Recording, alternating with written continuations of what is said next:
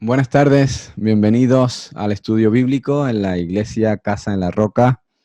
Aunque todavía no podemos estar en las instalaciones de la iglesia, pero seguimos online estudiando la palabra y buscando al Señor, ¿verdad? Vamos esta tarde a buscar al Señor y buscar en la palabra de Dios lo que el Señor quiere hablarnos en esta tarde. Vamos a orar y vamos a presentar esta reunión al Señor para que sea de edificación para los hermanos y a todos los que estáis escuchando.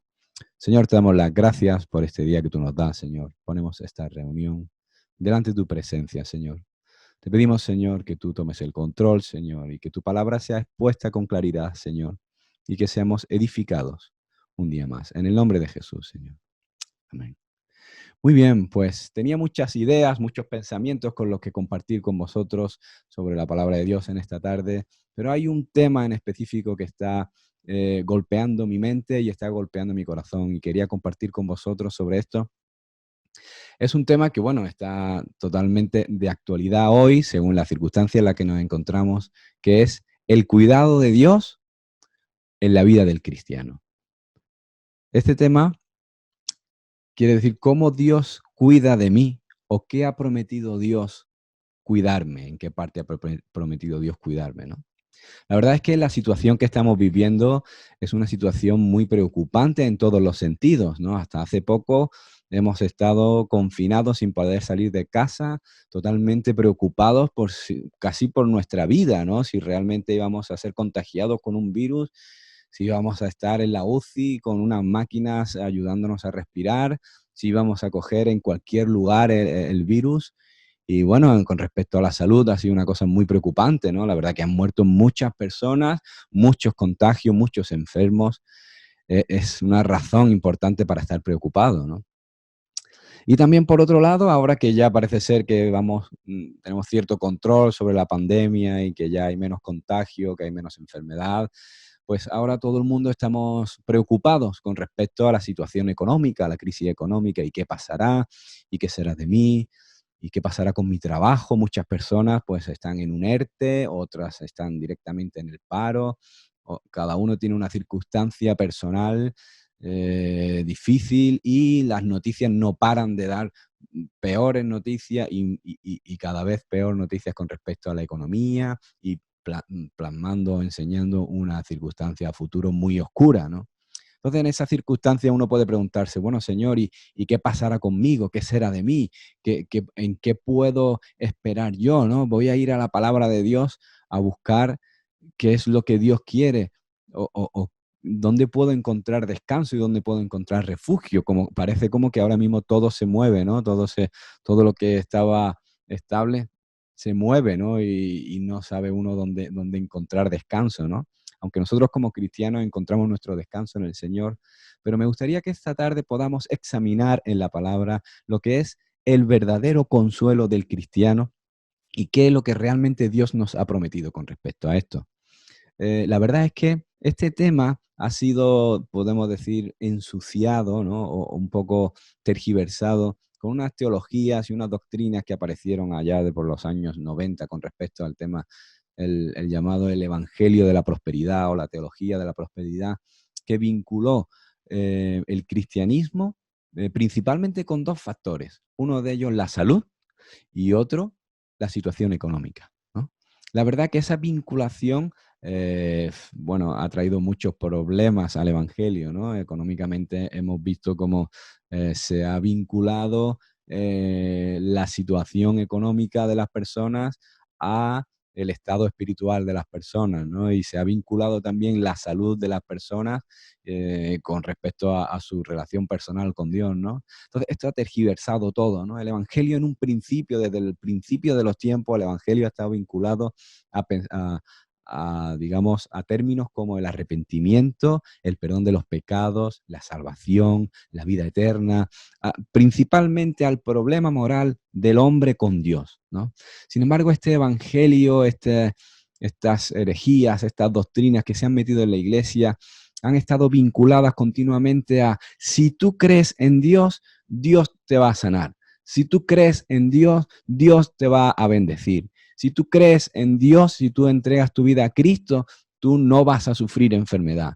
Si tú, entonces es como vender un evangelio para obtener unos beneficios naturales aquí en esta vida, ¿no? Cuando el evangelio nunca ha sido eso. El evangelio lo que ha intentado solucionar es el problema moral que el hombre tiene por sus pecados delante de Dios. Y como Cristo murió en la cruz por nosotros, y ahora a través del sacrificio de Cristo en la cruz, nosotros podemos tener acceso al Padre. Claro, de hecho, pues puedes entrar en las redes sociales, en YouTube, en distintos sitios y encontrarte predicadores nombrando, haciendo mención del Salmo 91, como decía el domingo pasado, en el que se cita, dice, ninguna plaga tocará tu morada.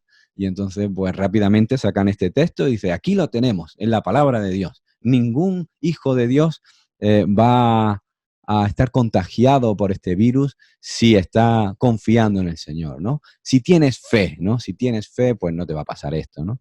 Realmente esta pandemia ha golpeado los dos principios de este evangelio o de este falso evangelio, la parte de la salud y la parte de la economía. La pregunta ahora es, bueno, sí, vale, entonces poniendo sobre la mesa estas errores, ¿no?, de interpretación, entonces, ¿cómo me tengo que acercar yo a la palabra de Dios? Yo ahora no estoy hablando a cualquiera, sino estoy hablando a cristianos sinceros, personas que han arreglado sus cuentas con Dios, personas que han entregado su vida al Señor y le aman y llevan una vida de oración y una vida de entrega al Señor. Entonces se pueden preguntar en esta tarde y decir, Señor, ¿qué dice tu palabra? ¿Tú tienes cuidado de mí? ¿No? Entonces, ¿cómo podemos acercarnos a la palabra de Dios en estos versículos, en estos textos? Entonces, es posible que caigamos en enfermedad, es posible que atravesemos dificultades económicas.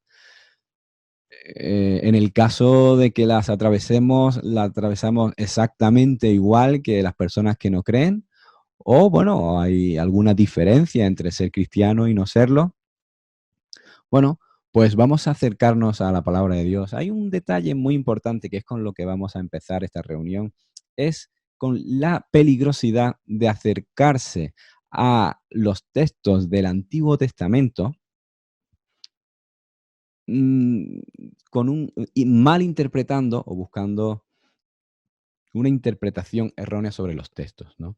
Entonces, todas estas preguntas, todos los textos de los Salmos, todos los textos que Dios había prometido a Israel, eh, ¿son aplicables a la iglesia hoy? Pues esta tarde tenemos con nosotros a nuestro hermano Osmani Cruz. Él es profesor de la Facultad de Teología de Asamblea de Dios en Córdoba. Y bueno, yo tengo el privilegio de haberlo tenido como profesor en varias asignaturas y la verdad es que, bueno, él se da también a que le hagamos preguntas y yo, bueno, siempre lo exploto a correos electrónicos y a preguntas como alumno que soy y me aprovecho también de esas circunstancias y lo he invitado en esta tarde para que él también pueda compartir con nosotros acerca de este tema, que es el cuidado de Dios para nuestras vidas, ¿no? Pero desde un punto de vista de una interpretación correcta de la palabra de Dios, ¿no? Como estábamos diciendo anteriormente, muchos predicadores y muchos mensajes que encontramos hoy en las redes sociales están vinculados a una interpretación muy, muy sesgada de lo que es la palabra de Dios. Y entonces, pues aquí tenéis con vosotros a Osmani. Buenas tardes, Osmani, muchas gracias por venir, por aceptar la invitación. Buenas tardes, Juan, gracias por invitarme. Y yo soy también un estudiante juntamente contigo. Soy un aprendiz y aprendo también mucho de ti, ¿eh? Y además eres mi amigo. Y eso es ya mucho más que relación alumno-profesor. Así que un placer estar aquí en esta charla, en esta tertulia. Y bueno, lo que no sepa, pues lo buscamos entre los dos y encontramos la respuesta. Seguro, seguro. Pues muy bien, Osmani, pues muchas gracias de verdad por estar aquí con nosotros. Pues bueno, tal y como estaba diciendo justo anteriormente de que entraras, pues esta forma de interpretar el Antiguo Testamento que está vinculado a, pues no sé, a esta también teología de la prosperidad que vincula el Evangelio a la salud, ¿no? Ven a Cristo y serás sano, ven a Cristo y todo te irá bien, ven a Cristo y todos tus problemas económicos serán solucionados y serán... en cierta manera es porque, bueno, hay un acercamiento o una forma de leer el Antiguo Testamento que, bueno, no cumple con los criterios básicos, los principios básicos de interpretación de los textos, ¿no? ¿Cuál es tu opinión sobre eso, Manny? Sí, es lo que tú estás diciendo. Lo que pasa con mucha de la enseñanza sensacionalista que hay ahora y ya desde hace algún tiempo sobre este Dios que está a la orden, no nuestra, y no nosotros a la orden de Dios, ese Dios que sencillamente no se mueve si nosotros no nos activamos primero, ese Dios que está condicionado a mi fe. Viene de una mala interpretación de las escrituras, de una interpretación muchas veces alegórica de los pasajes bíblicos del Antiguo Testamento y también de una eisegesis, o sea, exégesis es lo que extrae el significado del texto y eisegesis es lo que le añade al texto un significado que no tiene.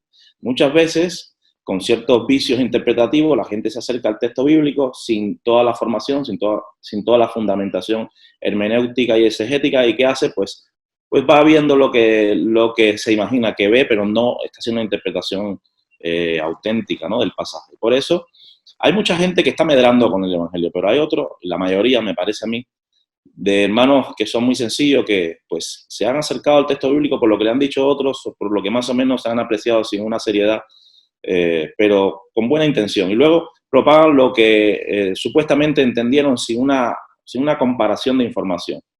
Por eso es importante que las iglesias locales reforcemos la enseñanza bíblica, la interpretación literal de las escrituras, las reglas de la hermenéutica, que no son realmente ni muchas ni complejas, solamente son unas pocas que podríamos aplicar para interpretar los textos y los pasajes en su contexto.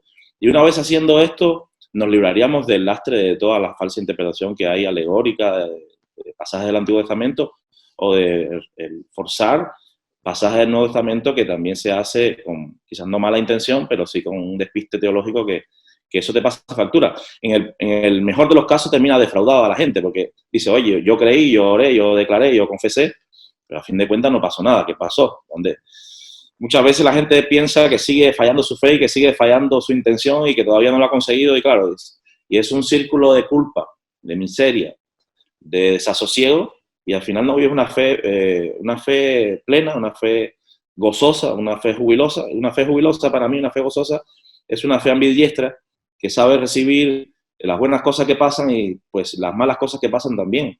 Cuando tú lees Hebreos, y te dejo a ti ahora hablar, pero cuando tú lees Hebreos 11 y habla de la fe, dice que algunos por la fe taparon bocas de leones, pero algunos por la fe fueron muertos a filo de espada. O sea, la fe no necesariamente consigue lo que uno quiere. La fe lo que es una condición de vida, es un estilo de vida que todo creyente debe tener. Pero no hace necesariamente que las cosas ocurran como uno quiere.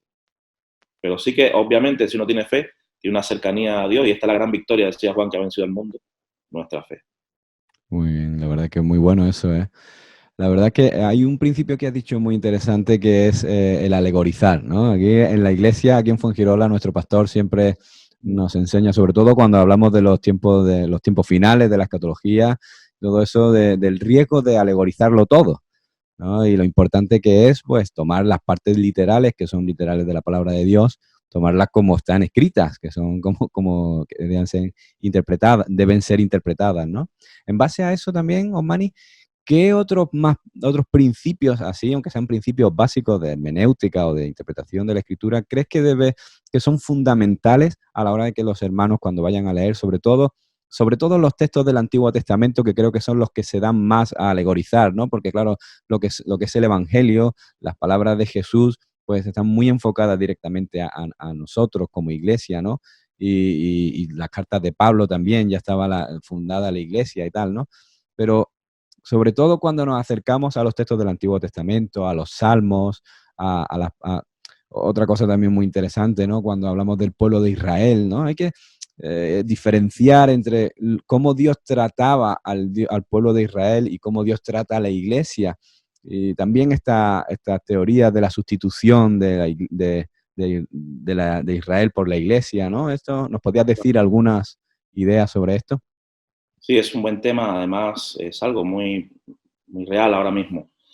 Hay gente dando 7 vueltas a la casa para consagrarla, imitando la la experiencia de Jericó, cuando fue algo puntual que incluso hizo Israel una sola vez. Nunca más los israelitas dieron 7 vueltas a nada. Fue una indicación de Dios particular, puntual, para un momento determinado, que estaba buscando, obviamente, la obediencia, porque el dar vueltas o no darlas no es lo que tiene relevancia. Lo que tiene relevancia era la capacidad del pueblo de hacerle caso a Dios. Por eso yo creo que Dios está ejercitando la obediencia de los israelitas cuando le dice den 7 vueltas a Jericó. Pero luego ellos no lo hicieron con otras ciudades. Fue en un momento determinado. Entonces, ¿por qué nosotros tendríamos, por ejemplo, que dar 7 vueltas para, no sé, para que el coronavirus no entre a nuestro hogar? No es necesario. Hay hermanos que están usando el pasaje de la sangre sobre el dintel de las puertas para protegerla. Lo usan con un paralelo, ¿no? Con aceite. Entonces le untan aceite a las puertas para que no entre la enfermedad, ¿no? En este caso también lo mismo, o sea, es un trato de Dios con Israel muy puntual. Nunca más Israel hizo eso sobre sus hogares o sus casas. Fue un momento en que hubo un juicio de Dios directamente. No podemos decir que lo que estamos viviendo ahora es un juicio de Dios, sencillamente es un virus letal. Ha habido otros tan o más letales que esto y todavía incluso hay algunos. Lo que pasa es que no nos toca directamente a nosotros o no nos toca a nivel mundial. Pero yo que vivo haciendo misiones y estoy en países de África, te puedo decir que hay pandemia, fiebre amarilla, que no se oye aquí en España, pero en África matan millones de personas. Lo que pasa es que como no es una realidad occidental nuestra, pues claro, tampoco es algo que lo tenemos tan presente, pero eso está pasando en el mundo ahora mismo. Son enfermedades que no tienen que ver con un juicio de Dios, sino con una humanidad caída, con un mundo que está en transición, sin dudas, a esa redención que espera toda la creación. La creación dice que gime, está esperando esa redención, pero mientras esa redención no llega, pues hay enfermedades, hay pandemias, hay plagas, etcétera, no necesariamente como un juicio de Dios, sino como el resultado de una humanidad caída, de un mundo enfermo, ¿no? En sentido general. El mundo entero está bajo el maligno, dice la palabra. Así que yo no aplicaría ese texto del Antiguo Testamento de untar ahora aceite quizás sobre la puerta para protegerme, porque no es condicional para la iglesia, no es algo directivo para la iglesia, no es un mensaje para la iglesia. Ni siquiera Israel hizo eso en su día, en una nueva ocasión. Entonces estos pasajes, concretamente, que se traspolan a nuestra realidad, lo que hacen es una alegorización de la Escritura aplicada a la iglesia, y es donde fallamos. Lo que yo sí tomo de esos pasajes, porque para mí el Antiguo Testamento está inspirado como el Nuevo Testamento. Lo que sí tomo de esos pasajes son principios de protección de Dios, principios de cuidado de Dios, del interés de Dios que tiene en mí, en mi familia. O sea, eso sigue vigente. Dios es el mismo ayer, hoy, por los siglos. Dios no cambia, ¿no? Pero sí que sus tratos son diferentes. Y los tratos con Israel como pueblo son muy puntuales, muy particulares, y fueron para un momento determinado. Incluso en la misma realidad de Israel. En los 40 años de desierto Dios proveyó maná, pero después que entraron a la tierra prometida no hubo más maná. O sea, hubo tratos incluso que fueron temporales para el mismo pueblo de Israel, dentro de la realidad del pueblo de Israel. Por otra parte, hay que decir, hermanos queridos, que nuestro acercamiento muchas veces al pueblo de Israel y la judaización del evangelio nos ha hecho mucho más mal que bien. Por ejemplo, se usan pasajes como todo lugar que pisare la planta de vuestros pies será vuestro, ¿no?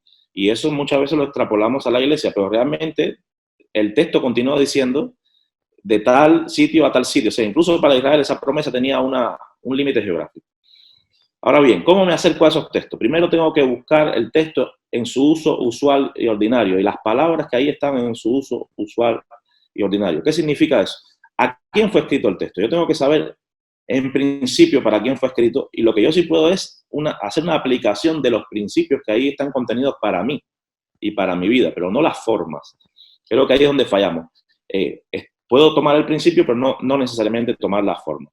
Entonces, tenemos que acercarnos al texto y ver a quién fue dicho y para qué tiempo fue dicho, en qué contexto fue dicho. Por eso es importante tomar el texto en su contexto. O sea, qué dicen los versículos anteriores, qué dicen los versículos sucesivos, e incluso el sentir del libro mismo. Porque, por ejemplo, si tú lees el libro de Job y lo lees todo como una palabra de Dios para mi vida, en realidad hay momentos en que los amigos de Job están condenando a Job, luego Job habla y se justifica, luego Dios habla. Entonces tú tienes que saber quién habla, en qué momento está hablando, qué es lo que está diciendo. Porque que esté en la Biblia es que está inspirado por Dios para que esté, pero no todo lo que está allí, que ha dicho alguien, es una palabra de Dios para mi vida. Lo que es palabra de Dios es, todo el contenido es inspirado para que esté allí, pero cuando los amigos de Job hablan con la sabiduría que tenían, hablan ciertas cosas que Dios mismo después le dice, lo desaprueba, le dice a Dios que no estaba de acuerdo con lo que ellos habían dicho sobre Job, ciertas conversaciones que habían tenido. Entonces, todo eso de cuidado hay que tenerlo. ¿Qué dice el texto? ¿Qué dice su contexto? Versículos anteriores y los sucesivos. ¿Qué dice el libro en el que estoy leyendo? Y, por ejemplo, también, ¿qué dice los pasajes paralelos? O sea, ¿dónde aparece este mismo principio, esta misma verdad o estas mismas enseñanzas en otras partes de la Biblia? Entonces, yo tengo que armonizar todo. Lo que yo no puedo hacer es coger un texto directamente ahí en solitario y hacer una teología para mi vida, para mi iglesia. Ahí es donde fallamos. Por eso Pablo, me gusta cuando Pablo le escribe a la iglesia y dice, no he rehuido de anunciaros todo el consejo de Dios. O sea, Pablo se ocupó de hablarles de toda la escritura, de toda la Biblia. Spurgeon tenía una práctica muy linda, y es que él, al final del año, él evaluaba todos los sermones que había predicado, y créeme, predicaba muchísimo, predicaba hasta 10 sermones a la semana. Y evaluaba todos los sermones que había predicado, y él se fijaba si había una doctrina, una enseñanza que no había puntualizado. Y regresaba a esos apuntes y buscaba la manera de que al siguiente año no ocurriera, porque a él le interesaba que la iglesia estuviese enseñada en todas las escrituras. Y muchas veces pues seguimos con los salmos, con los proverbios, algunos textos estos que nos gustan, fantásticos, ¿no?, del Antiguo Testamento, que son fascinantes, pero que tendríamos que hacer una aplicación correcta de ellos. Y ahí está, yo creo que es un acercamiento humilde a la Biblia en buscar ser enseñados también y no plantar banderas doctrinarias o teológicas a la primera, someter a prueba incluso lo que yo recibo, mucho filtro con lo que uno ve en YouTube, mucho filtro con lo que uno ve en Internet, ser autocrítico también, ser sensato, tener un corazón escudriñador, o sea, que por nosotros mismos busquemos también esa verdad que está en la palabra. Y yo creo que si nos acercamos así a la Escritura, tendremos muchos más aciertos, seguramente. Seguro. Sí, pues la verdad es que es muy interesante el tema. Podemos tener casi una conferencia para hablar sobre eso, ¿no? Sobre la interpretación de los textos en el Antiguo Testamento. Pero un poco centrando un poco también más las preguntas y la conversación en la situación actual en la que nos encontramos, que como bien sabes, si nada más poner el telediario, que están diciendo que es recomendable ver las noticias una sola vez al día para no caer en una ansiedad continua, ¿no? Porque son una noticia mala tras de otra, ¿no? Pero ahora están continuamente hablando de la crisis económica que viene, que bueno, que mucha gente va a perder su trabajo, que mucha gente va a pasar dificultades, que muchos no van a tener para comer, que si el gobierno va a poder pagar, que si no va a poder pagar. Entonces eso pone un poco a prueba nuestro estado de confianza en que el Señor tiene cuidado de nosotros, ¿no?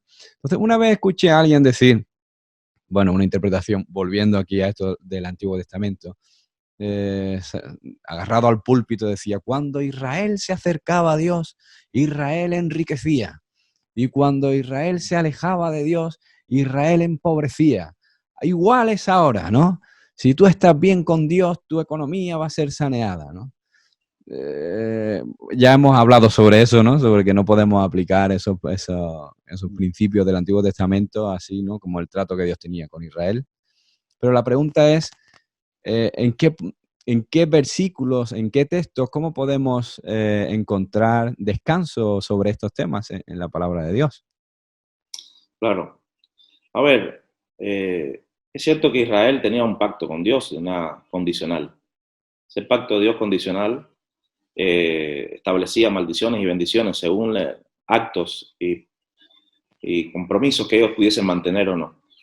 En este proceso, ¿no?, en que Dios ha llevado su revelación a más para ilustrarnos, ¿no?, su verdad y para revelarnos, nos llega ya después Cristo, que Él es la imagen del Dios invisible, y Cristo nos trae una revelación completa de todas las cosas, y la ley termina, y los pactos condicionales en este sentido terminan, y es por gracia. Nosotros no tenemos nada que hayamos conseguido por nosotros mismos. Ahora es por la gracia y la justicia de Cristo. Cristo ha hecho todo lo que necesitamos para nosotros recibir toda la bendición y toda la bondad de Dios. Ahora, también hay que decir que el hecho de que seamos cristianos no nos hace, no nos hace estar exentos de la realidad en la que vivimos, ¿no? O sea, A ver, creo que los cristianos se mueren en la misma proporción que los no cristianos, ¿no? Es lo que entiendo, ¿no? Yo Y también. también nos enfermamos y también padecemos necesidad. Y no es por falta de fe ni por no tener confianza en las promesas de Dios. Hay promesas en el Nuevo Testamento de provisión también, ¿eh? Ahora te voy a comentar algún versículo. Pero vamos al libro de los Hechos y vamos a ir a las cartas de Pablo a los Corintios. Pablo levanta ofrendas para la iglesia de Jerusalén, que estaba en necesidad, no tenían, estaban en hambruna, había una hambruna en Jerusalén. Y los De la cristianos iglesia. la iglesia la estaba pasando muy mal. ¿Y qué hace Pablo? Pablo moviliza gente para, para bendecir. En este caso, incluso la iglesia de los Corintios había sido muy pronta para prometer y luego no había levantado ofrendas, y Pablo le da una instrucción de que cada domingo se paren, etcétera. Y bueno, había una iglesia en su comienzo, y créanme que esa iglesia, si leemos el libro de los Hechos, una iglesia vigorosa, llena del Espíritu Santo, una iglesia con milagros, una iglesia con manifestaciones del Espíritu Santo, una iglesia que era espectáculo al mundo, a los ángeles, era algo fascinante ver aquella iglesia con la sombra de Pedro, se sanaban los enfermos. Sin embargo, el mismo Pedro dice: no tengo oro ni plata. Muy bien. Entonces, eh, había una realidad de que también a ellos les había alcanzado esta situación económica, aunque a los discípulos Dios, Jesús le había comisionado de que no llevaran alforja por el camino ni dinero. Hay una comisión especial para ellos de que no lleven ningún tipo de provisión económica, sobre todo para librarle de los peligros de ladrones y ya cuando sabían que eras cristiano ya ni te asaltaban, porque sabía que no tenías dinero directamente, ¿no? Igual que ahora, ¿no? Igual que ahora. Pero, a ver, sí que hay promesas en el Nuevo Testamento de provisión. Eh, Mi favorita, Filipenses 4:19. Mi Dios pues suplirá todo lo que os falta conforme a sus riquezas en gloria. Dios suple, Dios provee. Amén. Ahora, eso no quiere decir que no pase por necesidades en un momento determinado, por estrechez. Eh, Como te he dicho, he estado en países donde lo que para nosotros es pobreza aquí es prosperidad en esos países. Ya hay países como Guinea-Bissau, donde estuve recientemente, donde ya quisieran los hermanos al menos tener agua corriente. Nosotros tenemos agua corriente, pero no tenemos otras cosas a lo mejor que pensamos, quién pudiera, hay que ver qué mal se está pasando, hermano. Créeme que si nos comparáramos un poco con la realidad de otros hermanos, hay 80 naciones que están percibiendo el Evangelio ahora mismo, hay 80 países donde el cristianismo se persigue agresivo moderadamente, y nuestros hermanos están pasando algunos prisiones, cárceles, muertes. El siglo XX fue el siglo de más mártires en toda la cristiandad, más mártires que en todos los 20 siglos anteriores. O sea, sigue la persecución, siguen las luchas, siguen nuestros hermanos pasando calamidades y situaciones según su realidad. Si tú estás en un país árabe, reacio al evangelio, hostil al evangelio, tu realidad va a ser un poco también la realidad que vive esa nación, ¿no? Claro. Entonces, no estamos fuera. Jesús dijo que nos guardara el Señor del mundo, pero estamos en el mundo, ¿no? Y también nosotros podemos perder el trabajo, también puede haber desempleo, también puede llegar la enfermedad, también puede llegar un momento de tribulación. De hecho, Pablo dijo: es necesario, y usa la palabra necesario, que no me gustaría que la usara, pero la usó, y dice: es necesario que a través de muchas tribulaciones heredemos el reino de los cielos. La tribulación es inherente a la vida cristiana. Es imposible vivir en este mundo un cristiano piadosamente sin pasar por tribulaciones, luchas continuas. De hecho, Dios tuvo un hijo sin pecado, pero no sin prueba. Dice la Biblia que por lo que padeció aprendió obediencia. Y Isaías dice que era varón de dolor, experimentado en quebranto. Y Jesús muchas veces tuvo que pagar impuestos por algo milagroso, una provisión. No tenía de un pez que pescaba, no tenía donde recostar su cabeza, tenía un solo manto, tenía una sola muda de ropa, para decirlo de esa manera. Entonces, pero además de eso, había provisión también. Yo creo que tenemos que vivir también en esa fe de que Dios suple, de que Dios abre puertas. Yo creo que hay que vivir con optimismo cristiano, no con optimismo triunfalista de que yo soy el hijo de Dios y a mí nada malo me puede pasar. Pero sí que puedo vivir diciendo: yo soy el hijo de Dios y Dios está conmigo, pase lo que pase. Amén. Entonces yo creo que sí podemos tener porque a veces lo que me temo es que nos vamos al otro lado también, Juan, y es el pesimismo cristiano de hay que ver, yo no sé, por qué el Señor no responde, por qué el Señor no hace lo otro. Y a veces, pues los cristianos también tendríamos que arrepentirnos, no solamente de la superfe, sino de la falta de fe también, y de la También. falta de optimismo también, ¿no? Entonces yo creo que tenemos que buscar el equilibrio, pero Filipenses 4:19, que dice: mi Dios pues suplirá todo lo que os falta conforme a sus riquezas en gloria. Yo creo que hay una promesa de provisión ahí. Eh, el Sermón del Monte, Jesús dice que si buscamos el reino de Dios y su justicia, nos va a cuidar. De hecho, un poquito antes, en el capítulo 6, versículo 26, Habla Jesús de las aves del campo, de los lirios, de cómo Dios les cuida y le dice, mira, no estéis afanosos. Luego también nos dice la Escritura, por nada estéis afanosos, si no sean conocidas todas vuestras peticiones delante de Dios, con ruego, súplica y clamor, ¿no? Yo creo que hay un montón de promesas donde Dios nos dice que está al control. Amén. Está al control y que nos va a cuidar. Y, mano, lo estoy viendo. Te digo porque, mira, en nuestra congregación acá hemos estado ayudando ahora mismo a unas 20 familias con alimentos. Son hermanos de la iglesia, que no tienen fe, sí tienen fe. Pero a la par que hemos visto que hay despidos, por una parte hemos orado, nos hemos reunido en la iglesia y ha aparecido otro trabajo. Es un testimonio. Mira, qué bueno. Es un testimonio. Lo que pasa es lo que no puedes quedarte en la casa diciendo, bueno, ay, pobrecito de mí. No, hay que también, como decía alguien, dice, Dios le da comida a las aves del campo, pero no se la echa en el nido, ¿no? Hay que salir a veces, hay que actuar, hay que moverse. Porque bueno. no es todo lo que hace el Señor y ya está. Me toca a mí hacer mi parte y la fe actúa, la fe se mueve. Entonces yo creo que sí, que las promesas de provisión de Dios para nosotros ahora más que nunca tenemos que afianzarnos. Si viene el despido, el desempleo, si viene el paro, si viene la situación desastrosa, yo creo que en medio de todo eso tenemos que orar con fe de que Dios puede suplir. Y actuar nosotros en la medida de nuestras posibilidades, lo que nos toque a nosotros y que Dios haga el resto. Yo estoy seguro que Dios nos va a cuidar, de una manera u otra. Dios va a enviar, si tiene que enviar cuerpo, lo va a enviar. Pero no desde la tesitura de que yo soy hijo de Dios y Dios tiene que hacerlo. No, desde la tesitura que si Dios no lo hace, yo lo voy a adorar igual. Y si Dios lo hace, le voy a glorificar igual. O sea, mi fe está basada no en lo que pueda darme Dios, sino en lo que es Dios para mí. Amén. Cuando tu fe está basada en lo que Dios es para ti, hermano, viene el milagro, porque estás en la situación correcta, estás en una conducta espiritual correcta. Y hacia ahí tenemos que ir. Y estas cosas nos van a perfeccionar en carácter. Fíjate que Pedro le dice, el Dios de toda gracia, que os llamó a su gloria eterna, os perfeccione, fortalezca y establezca, dice, cuando hayáis padecido un poco de tiempo, dice, primero. O sea, parece que el padecimiento es parte del proceso en el que Dios perfecciona la imagen de Jesucristo en nosotros.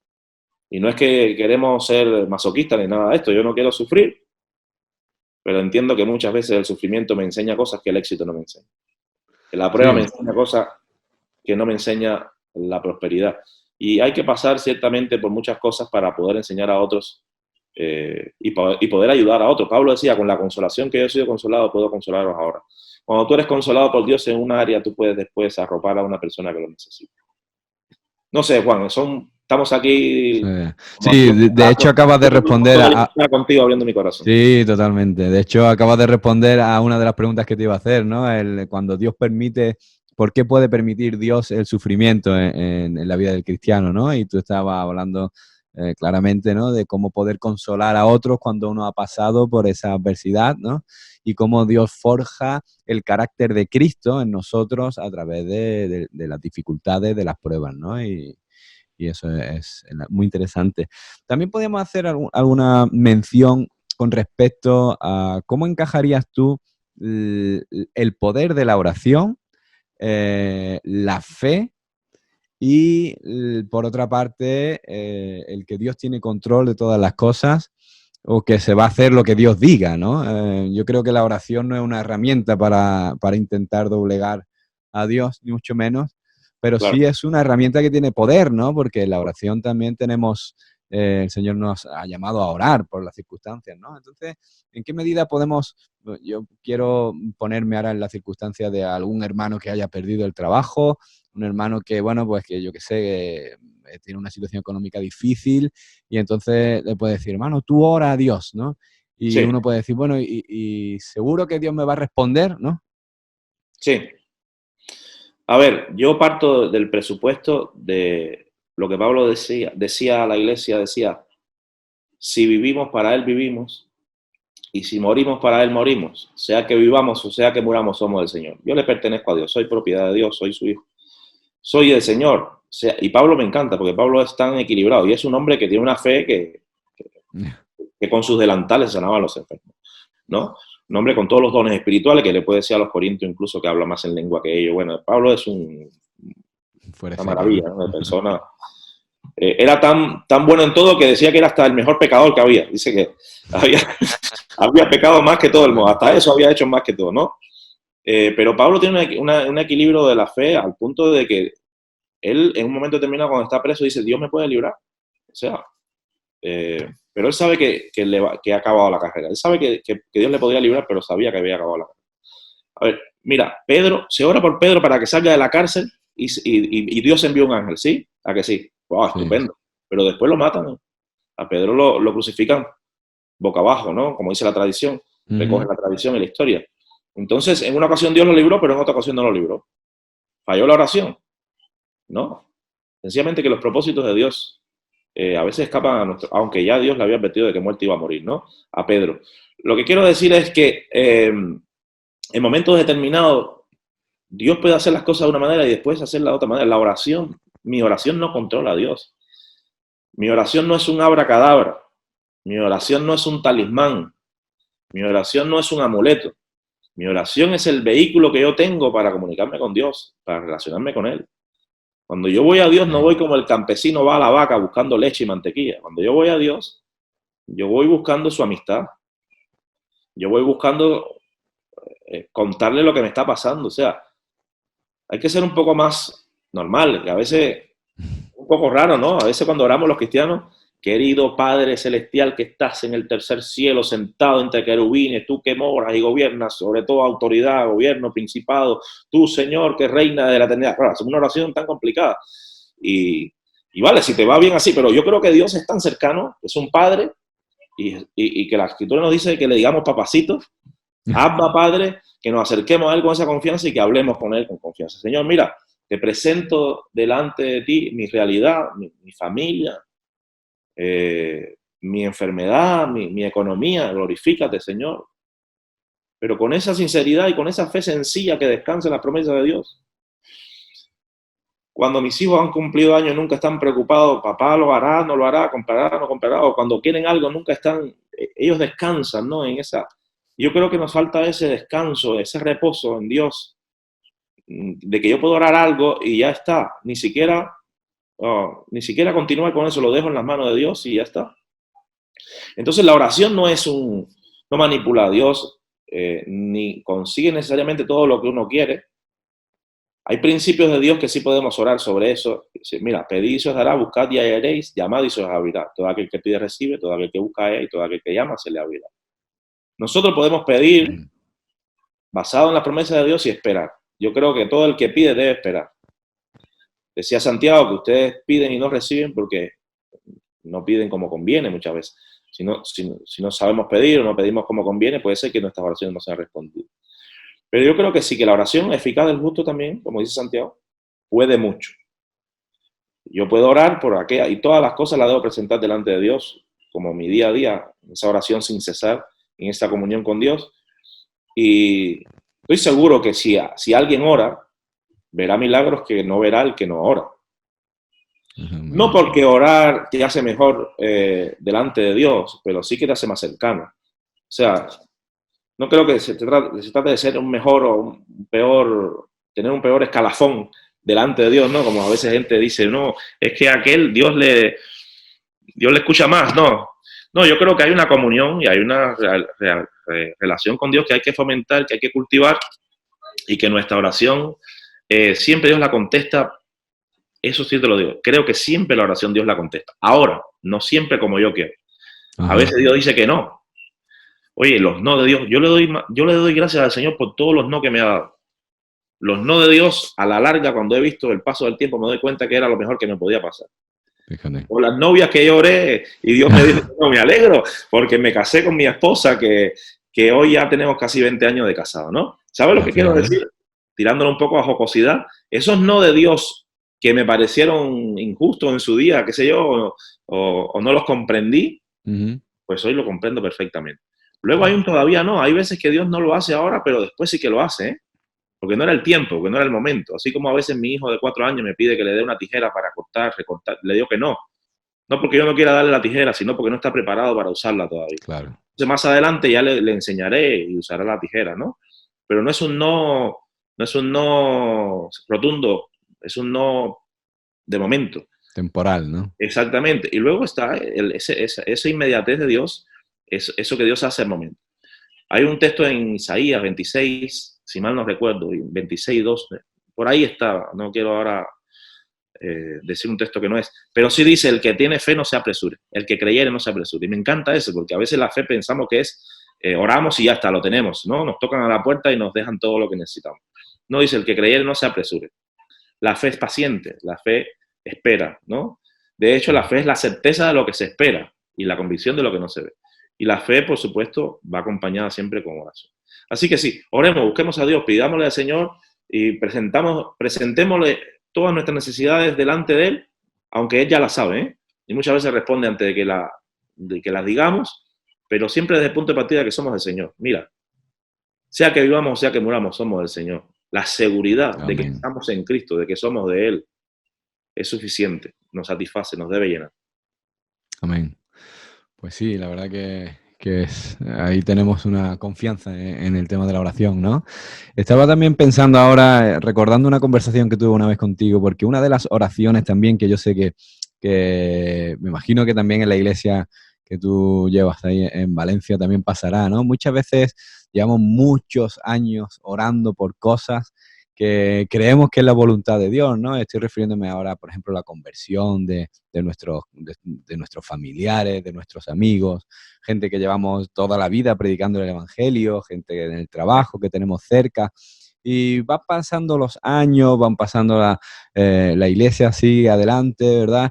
Y a veces no vemos el fruto que esperábamos, ¿no? O bueno, o que alguien esperaba, ¿no? Podría decir, ¿no? Porque dicen, bueno, pues si se hubieran convertido, tal, y hubiera sido un poco más fácil, ¿no? Y a veces se puede bajar un poco la fe con respecto a eso, ¿no? Recuerdo una conversación que tuvimos una vez que viniste a la jornada familiar allí a la iglesia y me decías que viviste una etapa en tu país, ¿no? En Cuba, algo parecido así, ¿no? Y que hubo cambios y que eso eh, lo Sí, interpretas tú de alguna manera puntual o algo, ¿no? ¿Cuál es tu opinión sobre eso, ¿no? Porque tú ahora llevas ya muchos años aquí en España y claro. ves la situación que hay, ¿no? ¿No? Aquí Sí, traer sí. gente nueva a la iglesia es un trabajo arduo, ¿no? Mira, la fe no avergüenza. Creer nunca uno debe frustrarse por creer. Aunque hay algunos que creyeron y lo vieron de lejos, lo saludaron, dice la Escritura.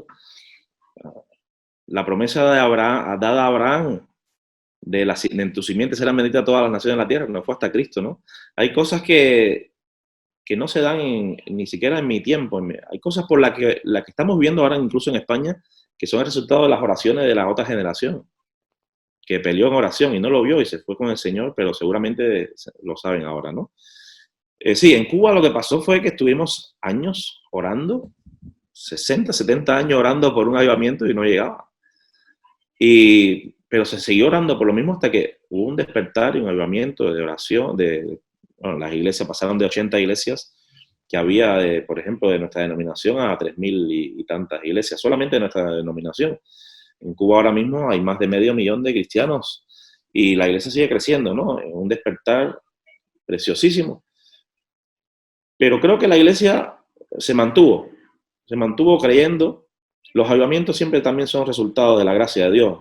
No necesariamente porque oremos vendrá una masificación de salvación para nuestro país. De hecho, Pablo dice que los posteriores días se destacarán por gente muy amadora de sí misma, vanagloriosa, soberbia. O sea, lo que va a primar en el mundo es el espíritu del anticristo, del antidios, de, de un mundo cada vez más envanecido, ¿no? Pero dentro de todo eso la iglesia sigue siendo luminar y tenemos que seguir orando y seguir creyendo y seguir haciendo lo que tenemos que hacer. No cambiemos el programa de Dios, o sea, no, porque muchas veces se quiere conseguir salvación a cualquier costo, ¿no? Lo mismo hago ¿cómo te puedo decir? Un acto de circo, que lo que sea, para que venga la gente a la iglesia. No, tenemos que predicar el Evangelio. Al final lo que funciona es el Evangelio predicado, la cruz de Cristo. Cristo murió por nuestros pecados. Tenemos que ser fieles a ese mensaje, no cambiar el mensaje y ser fiel a nuestras creencias y que Dios responde la oración también y la iglesia tiene que hacer lo que tiene que hacer, es nuestro deber. A ver, Noé predicó muchos años, fue pregonero de la justicia y no tuvo ningún resultado, pero hizo lo que tenía que hacer. No siempre tendremos resultados, pero sí que yo creo que Dios no nos va a pedir cuenta por los resultados, Dios nos va a pedir cuenta por la obediencia. Y yo creo que ahí es donde la iglesia no se puede cansar. Dice la palabra, no os canséis pues de hacer el bien, porque a su tiempo segaremos y no desmayamos. No nos podemos cansar, y ahí está un principio importante. Si te cansas, pierdes. No puedes cansarte. Hay que seguir haciendo lo que nos ha dicho Dios que hagamos, y entonces tendremos resultados. Yo estuve 22 años orando por mi padre inconverso, ateo, y una persona desafecta a Dios, todo. Sin embargo, 22 años de oración y está ahí. Ahora es un creyente fervoroso, apasionado con Dios. Y yo creo que es el resultado de esa paciencia. John Muller habla en su biografía que estuvo 53 años orando por 3 amigos suyos hasta que se convirtieron. 53 años. Entonces, si no lleva 53 años, si no llevas 53 años orando por tu esposa de inconversa, tu esposo, tus hijos, siguen intentando, ¿no? Yo creo eso, la perseverancia, la fe, la parábola de la viuda, ¿no? De seguir ahí insistiendo, insistiendo, con fe. Y mira, lo que creo que Dios nos va a pedir cuenta es por nuestra obediencia. Si nosotros somos capaces de hacer caso, de obedecer y de hacer lo que tenemos que hacer, el resultado es del Señor. Si Él no edifica la casa, en vano trabajan los edificadores. Tenemos que darle la confianza a Dios de que Él lo haga cuando quiera y como Él quiera, pero nosotros vamos a mantenernos haciendo lo que Él nos dijo que hiciera. Amén, muy bien. Oye, Manny, pues me pegaría hablando aquí mucho más rato, porque la verdad que estoy muy a gusto y la verdad que es una bendición echar un rato de charla contigo, porque la verdad que como tienes tantas experiencias también y como llevas tantas cosas vividas en el Evangelio, siempre es bueno escucharte, pero soy consciente de que el tiempo corre, que tienes muchas reuniones todavía a través de Zoom, ¿no? No sé qué pasa hoy, ¿no? Pero tenemos muchas reuniones, ¿verdad? Que como no las tenemos fuera, pero por lo menos las tenemos dentro de casa, ¿no? Pues eso, muchas gracias por haber dedicado este tiempo, por estar con nosotros. Creo que ha sido de edificación para los hermanos, has transmitido muchos principios bíblicos, muchos principios también de cómo acercarnos a la palabra del Señor. Y creo que también, pues bueno, un poco el ánimo, ¿verdad?, de que tiene el cristiano, de que Dios tiene cuidado de nosotros, ¿no? Amén. Así que te lo agradezco. Un abrazo fuerte. Gracias, Juan. Igual nos vemos, espero que podamos vernos en una entrevista, pero en televisión española. A ver si podemos hablar de Cristo a toda esta nación. Un abrazo, os quiero y amo mucho vuestra iglesia también. Y como familia nos sentimos muy arropados cuando hemos estado ahí. Sois espectaculares, que lo sepáis. Así que nada, gracias por ese amor que tienen por la palabra. Es una de las iglesias en España que siempre está en ese apego permanente por la palabra, aman la palabra y bueno, me alegro por vosotros y seguid así. Pues muchas gracias. Le debemos eso también a nuestro pastor, que es un apasionado de la palabra de Dios. El otro día lo llamé y me dijo, aquí estoy entre libros, ¿no? Estudiando, que todavía no sé lo suficiente, ¿no? La verdad que es una bendición también tenerlo como ahí y dando el callo como el que más. Pues un abrazo fuerte, Osmani, y que el Señor te bendiga. Hasta la próxima, querido.